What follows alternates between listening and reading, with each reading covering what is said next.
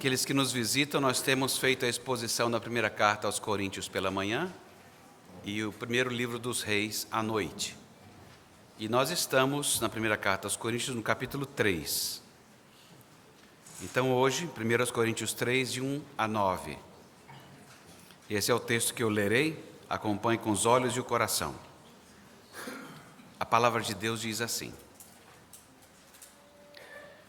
Eu, porém, irmãos, não vos pude falar como a espirituais, e sim como a carnais, como a crianças em Cristo. Leite vos dei a beber, não vos dei alimento sólido, porque ainda não podiais suportá-lo. Nem ainda agora podeis, porque ainda sois carnais. Porquanto, havendo entre vós ciúmes e contendas, não é assim que sois carnais e andais segundo o homem? Quando, pois, alguém diz, eu sou de Paulo, e outro, eu de Apolo, não é evidente que andais segundo os homens? Quem é Apolo e quem é Paulo? Servos por meio de quem crestes, e isso conforme o Senhor concedeu a cada um. Eu plantei, Apolo regou, mas o crescimento veio de Deus, de modo que nem o que planta é alguma coisa, nem o que rega, mas Deus que dá o crescimento. Ora, o que planta e o que rega são um, e cada um receberá o seu galardão segundo o seu próprio trabalho. Porque de Deus somos cooperadores, lavoura de Deus, edifício de Deus sois vós. Vamos falar com o nosso Deus? Bom Deus e Pai, recebe a nossa adoração e gratidão. Obrigado porque o Senhor semanalmente fala conosco. Ajuda-nos a ouvir a Tua voz. No nome de Jesus.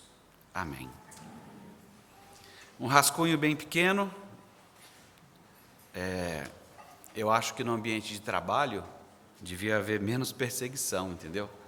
Porque só porque eu tomo leite, tem pessoas que acham que podem designar um texto desse para a gente pregar, entendeu? Então orem por isso, né? Porque a vida não é fácil de quem toma leite e é criticado porque é um imaturo. Parte desse rascunho agora no texto. A divisão natural que haveria nesse texto é dos versos de 1 a 5 e depois de 6 a 9.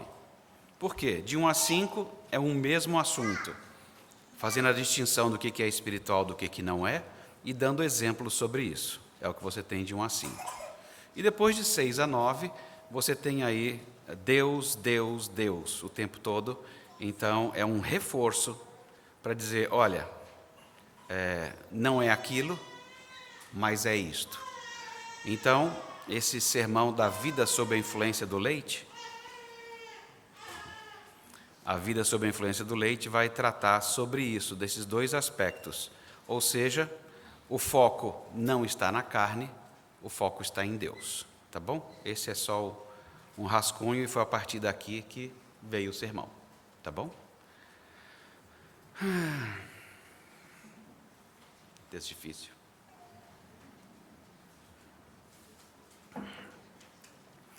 Não sei se vocês se lembram, eu imagino que sim, porque geralmente a gente lê a Bíblia do começo e os primeiros livros a gente lê.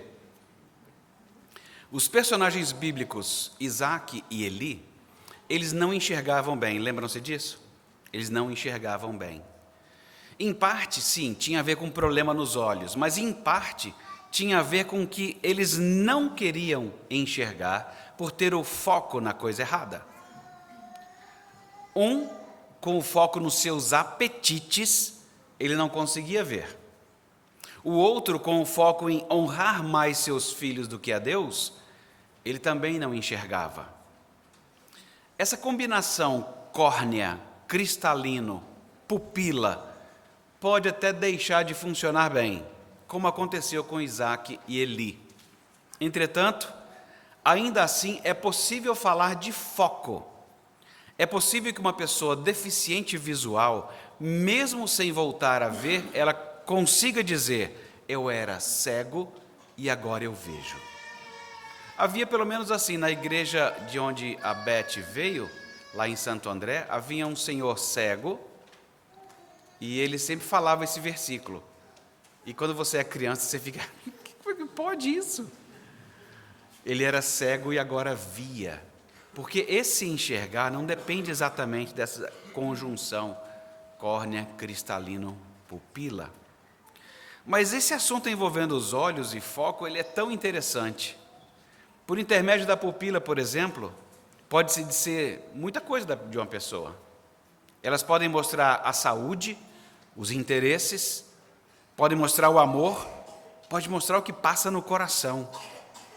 As pupilas, elas são peças fundamentais para o foco dos olhos. Elas são responsáveis pela entrada de luminosidade e da nitidez da visão. Quando há muita luz, elas ficam bem pequenininhas, mas quando a luz é pouca, elas dilatam. Mas tem mais coisas que fazem as pupilas dilatarem. Vocês já viram em filmes que, geralmente, quando alguém sofre um acidente e chega um paramédico, geralmente ele está com a lanterninha no olho da pessoa, sempre vendo, dando uma olhada ali. Aquilo é muito interessante. É preciso saber se as pupilas estão reagindo à luz. Se elas reagirem à luz, pode estar tudo bem com o paciente. Mas se elas não reagirem, ou estiverem dilatadas, ou com um tamanho diferente de dilatação, tem alguma coisa errada. Pode ser que elas dilatem também em outras situações, quando o foco está na mentira, quando o foco, você foca para estudar, ou ao ouvir uma notícia que te deixou em choque, as pupilas dilatam também. Então, o foco do olhar pode apontar para problemas no equipamento, os olhos, ou problemas no foco da alma, o coração.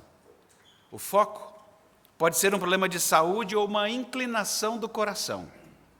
O nosso texto de hoje vai nos ajudar a identificar problemas de foco e nos apontar onde ele deve estar. Então, de modo resumido, na mensagem de hoje, o nosso foco deve estar em Deus, a fim de que nós tenhamos uma boa visão periférica do seu reino. Essa é a mensagem de hoje. O nosso foco deve estar em Deus, a fim de que possamos ter uma boa visão periférica do seu reino. Bom, então do jeito que começa os versos 1 a 5, dê uma olhada aí, o foco não está na carne. Ou seja, o foco não é a imaturidade. Como é que você sabe que o foco está errado? Os versos 3 e 4 respondem. A existência de ciúmes, disputas, divisões, preferências. Esse tipo de problema revela que há um problema de foco. Percebam que espirituais no capítulo 2, nos versos 14 e 15, é a pessoa salva em contraste com os não salvos. Mas aqui no capítulo 3, é o maduro em contraste com o imaturo, o infantil, o que está na carne. Deus nos ensina nessa carta que é possível estar na igreja e ainda assim estar desfocado. Aliás, ele está absurdado, porque ele ficou 1 ano e meio trabalhando entre eles, ele voltou e viu os mesmos problemas. Não houve crescimento. Era uma comunidade, sim, em Cristo, mas desfocada. Uma comunidade local que, ao se reunir publicamente, convive com ciúmes, disputas, divisões, preferências. Ela não está só desfocada, mas ela está doente e destinada à morte. Uma comunidade assim não subsiste. Eu fico pensando no peso nos ombros de Paulo. Como é que eu vou explicar aos coríntios que a habitação do Espírito Santo no crente é a mais íntima comunhão que Deus estabelece conosco? Deus veio morar conosco. Ele habita em nós. Por que o ser humano desejaria qualquer outra coisa dos outros? Ou exclusividade para si? Se tudo o que ele mais precisa é a presença de Deus, e ela acontece com a habitação do Espírito Santo.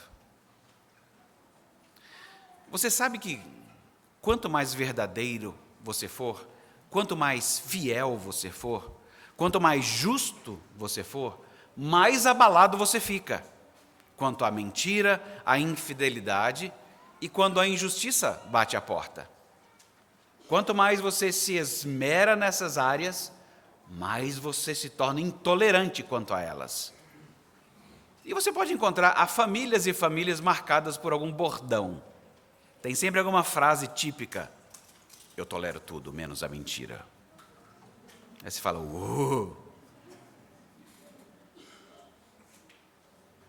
eu não pactuo com a injustiça. Famílias conhecidas por isso.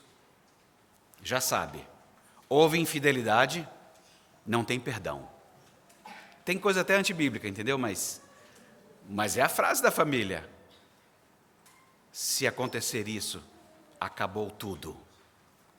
Bom, eu não estou defendendo nenhuma dessas posturas, estou só afirmando que famílias formulam as suas frases. Intolerância absurda com a mentira, porque cresceu aprendendo assim. E quanto mais você se dedica à verdade, menos você gosta da inverdade. Então, eu não estou defendendo essas frases, mas reconhecendo que elas existem. Mas a minha questão é, por que nós reagimos assim? E a resposta é bem singela. Porque nós somos criados à imagem de Deus. O ciúme que Deus sente, ele é santo e perfeito. E ele, simplesmente por ser quem é, ele não pode tolerar a mentira, a infidelidade e a injustiça. Por isso, quando o amor é mais pleno, ele é mais sensível. Deus não tolera a injustiça, a mentira, a falsidade. Quando o amor é mais pleno, quanto mais você ama, você fica menos tolerante com a mentira, com a injustiça, com a traição. Pode ser no casamento, podem ser com as amizades. Quando há uma entrega de amor, a mágoa acaba se tornando bem profunda. Ciúmes, disputas, divisões e preferências. Nenhum desses termos é errado em si. Eu posso sentir ciúmes. Eu posso entrar numa disputa. Eu posso propor uma divisão. Eu posso ter preferência. Nenhum desses termos é errado em si. Nós podemos ter zelo, ciúme, com relação a Deus mesmo, ainda que agindo com outras pessoas. Por exemplo, você sabe que Deus é tão corretamente ciumento que você não vai ousar falar do seu próximo sem ser para edificação, porque Ele também o fez à sua imagem. Eu sei que tem algumas pessoas que se esforçam para serem chatas, ignorantes e injustas. Tem pessoas que fazem curso mesmo. Ainda assim, deve sobrar que ela foi feita à imagem de Deus. E essa é a parte mais importante. Ela foi feita à imagem de Deus. Isso deveria refrear a nossa boca. Você pode, por exemplo, disputar um ponto doutrinário na Bíblia, se ele parece a você e aos seus líderes que seja uma abordagem danosa ao Evangelho. Paulo fez isso com os Gálatas. Paulo fez isso em diversas outras cartas. Nós podemos entrar em disputa, sim. Você pode promover divisões para trabalhar melhor na pregação do Evangelho. Um grupo fazendo uma coisa, outro grupo outra. Você pode dividir, sim. Você pode preferir frango e não peixe, leite e não café. Na verdade, o texto é leite e não suco, mas tudo bem.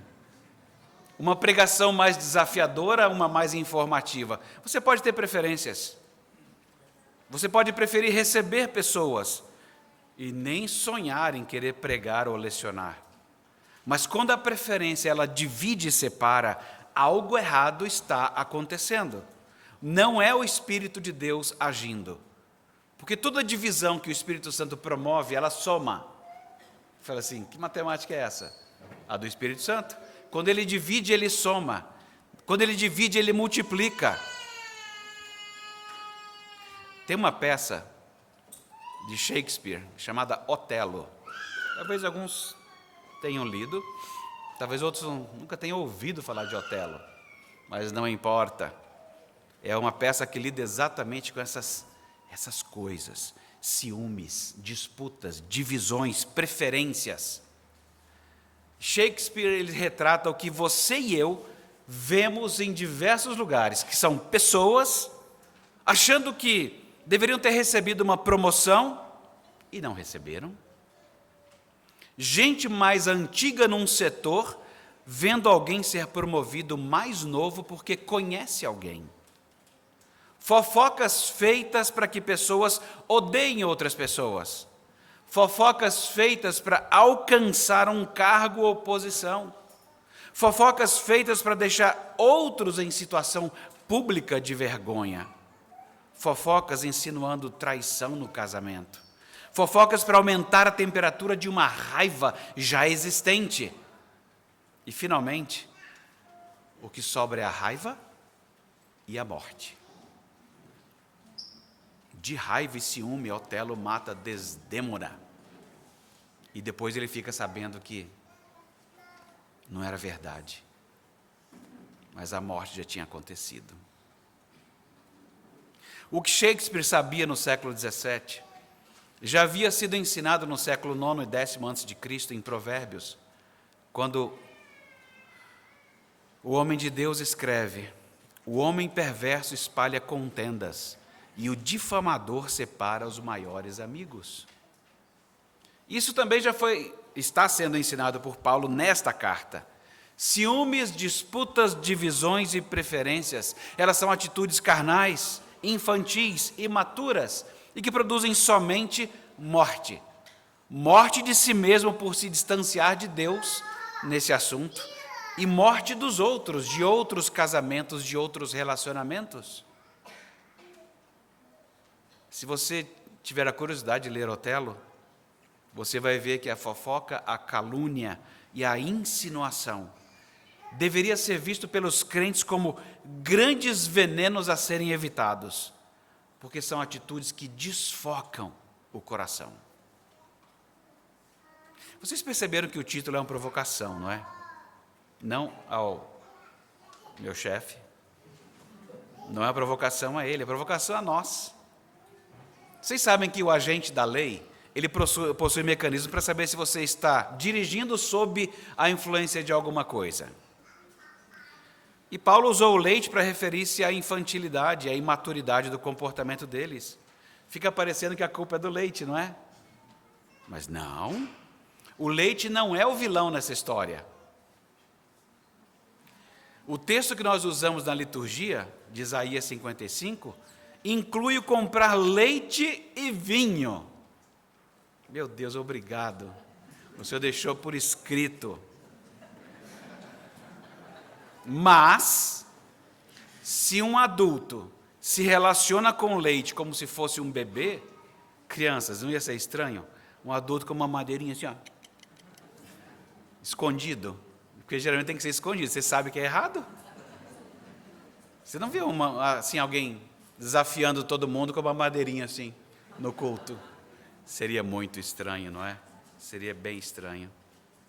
A abordagem de Paulo, entretanto, ao assunto ensina bastante, porque a situação era tensa, esse comportamento ainda no meio dos coríntios. E é tão bom que Paulo se aproxima deles entendendo que eles são irmãos. Paulo os chama de irmãos, mesmo com problemas tão graves quanto esses, ele os chama de irmãos. Como eu já disse, ele estivera com eles por 1 ano e meio, pregando o Evangelho. Vocês podem ler sobre isso em Atos 18, quando ele esteve no meio dos coríntios. E também, vocês se lembram das palavras de Paulo, quando ele esteve entre o pessoal de Éfeso, quando ele diz assim: eu jamais deixei de anunciar entre vocês todo o desígnio de Deus.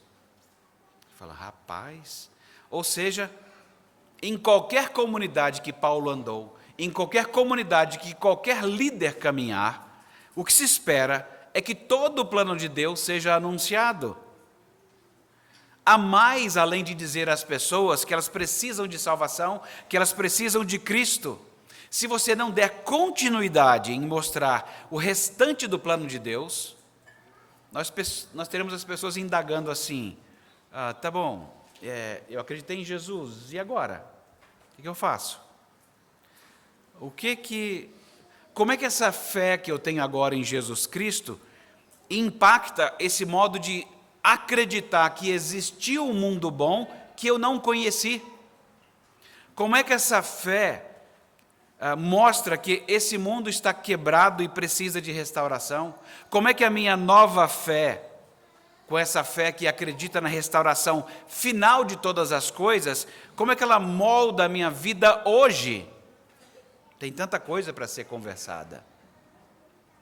Mas os coríntios estavam noutra. Eles não estavam com o foco no crescimento aqui. Como é que eu posso, com as minhas palavras e atitudes, ser o promotor de um mundo bom? Paulo desejava que os coríntios avançassem na vida cristã e vivessem a complexidade dela a partir do evangelho que eles receberam de Jesus Cristo. Mas é preciso que o leite tenha tido um papel benéfico na infância deles. Estar sob o efeito do leite não é de todo mal. Todo bebê sabe disso. Mas, como eu disse, adultos usando mamadeira? Estranho. O leite espiritual está associado aos rudimentos. Por exemplo, tem a ver com a compreensão do perdão. A lógica é simples. A Bíblia ensina, e Paulo ensinou, que se você confessar os pecados, estou dizendo, Paulo ensinou a Escritura, não diretamente, porque essa aqui é de João. Se você confessar os pecados a Deus, Ele é fiel e vai purificar você. A Bíblia ensina que se nós perdoarmos os nossos ofensores, Deus perdoará a nossa ofensa. A Bíblia ensina que se nós temos vida, é porque Deus nos trouxe da morte para a vida. Se amarmos a Deus acima de tudo, amaremos o nosso próximo. Mas uma pessoa com problema de foco, até o benefício do leite, esses rudimentos aprendidos, eles são esquecidos. A pessoa começa a duvidar se certo pecado seu tem purificação. Começa a considerar se vai perdoar certos ofensores. Começa a confundir espiritualidade com boa alimentação e jejum intermitente. Passa a acreditar que é possível amar a Deus acima de tudo e nem sempre o próximo, como a nós mesmos. Porque o foco começa a ficar desajustado. As pessoas de Corinto perderam o foco ao acharem que pertenciam a algum líder ou simplesmente eram seguidores de algum líder. Eram aficionados, apaixonados, encantados, fãs, veneradores. Isso é muito desse mundo e não do reino de Deus. Tomar partido de gente quebrada. Vocês têm visto na política como que tomar partido cegamente tem dividido o nosso país. A ponto de nós estarmos, aliás, não vou dizer nós, eu vou dizer muitos do nosso país estarem, um é certo, o outro é errado. Um é o médico, o outro é o monstro.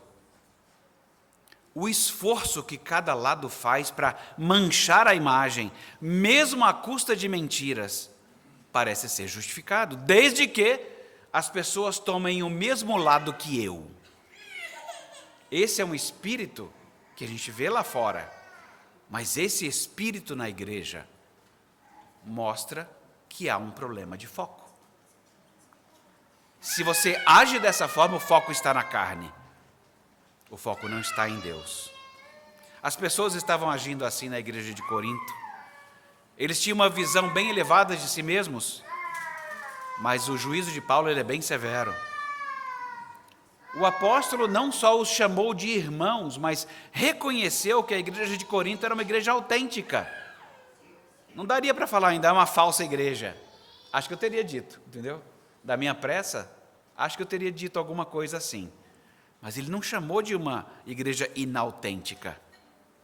Não, ele falou que é uma comunidade de santos chamados, em cujo meio se desenvolvia uma rica vida e movimentada vida espiritual. Mas a carência espiritual dos coríntios, ela não se mostrava na ausência de pensamentos elevados ou de dons e poderes espirituais notórios. Eles eram ricos em toda palavra, em todo conhecimento, não estavam em desvantagem de nenhuma outra igreja. nenhum dom da graça lhes faltava. É impressionante isso. Mas nada disso é a essência de uma vida no Espírito Santo. Nada disso que acontecia em Corinto era a essência de uma existência plena do Espírito. A gente costuma julgar o contrário, né? Você viu alguém curando, viu alguém falando em línguas, fala assim, rapaz, o Espírito Santo habita aqui. Chega Paulo e fala assim, o Espírito Santo está aqui não. Eu reconheço que são dons do Espírito, mas eu estou dizendo para vocês, o Espírito Santo não habita aqui. Porque nem o falar em línguas, nem o poder de cura, o dom da cura, acontecendo. Se existem contendas e ciúmes no meio deles, eles eram uma igreja carnal e imatura. É o reverso de como nós estamos acostumados a avaliar. Talvez os coríntios tenham aprendido bem a primeira tábua dos mandamentos e falhado tanto nos outros mandamentos, porque eles são mais relacionais entre nós. É bom lembrar que Jesus fez um acréscimo ao primeiro mandamento, dizendo, e o segundo maior e principal é semelhante a esse, ele diz. O segundo semelhante a esse é amarás o teu próximo como a ti mesmo. E isso é tão sério, e eu não sei se a gente dá a devida seriedade e peso, que ele olha uma igreja que tem inúmeros dons, mas ele não reconhece a habitação do Espírito Santo de modo adequado, porque eles não se relacionam bem.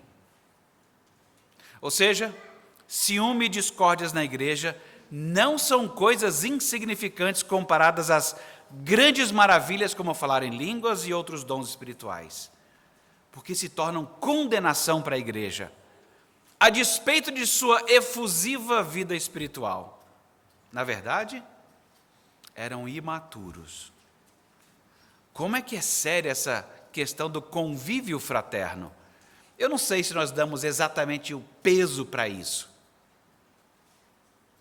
para nós percebermos alguém falando do outro e você não acha aquilo engraçado? Você sabe que aquilo pode ser causador de uma fagulha e consumir o prédio inteiro.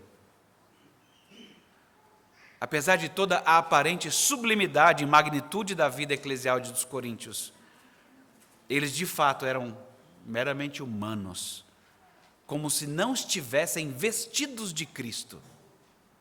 A despeito da manifestação de dons impressionantes, por causa desse problema de ciúmes e contendas e divisões, eles são, na verdade, semelhantes a alguém que não foi vestido de Cristo.